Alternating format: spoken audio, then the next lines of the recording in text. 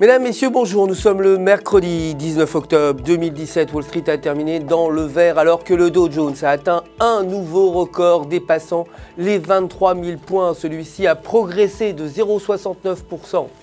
Le S&P 500 de 0,07% et le Nasdaq de 0,01%. À noter également Netflix, mais qui a perdu 1,98%, clôturant à 195,54 $ l'action.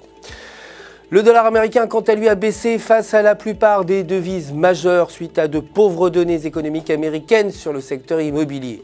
Les permis de construire sont ressortis à 1,22 million et les mises en chantier à 1,13. Ces deux chiffres sont moins élevés que prévu.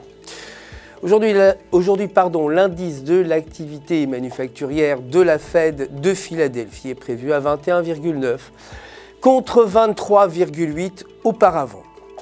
Concernant les matières premières, l'or a clôturé en baisse de 0,25% à 1282 $ l'once et le pétrole brut a progressé également de 0,46% pour terminer à 52,12 $ le baril. Côté devises, l'euro s'est apprécié de 0,26% face au dollar, clôturant à 1,1797 $ et sur le graphique de 8 heures, la paire se tient au-dessus de la ligne de support à 1,1691 avec le MACD autour de 0. Le maintien au-dessus de la ligne de support pourrait entraîner la paire vers 1,2000. En revanche, un repli sous la ligne entraînerait la paire vers 1,1600.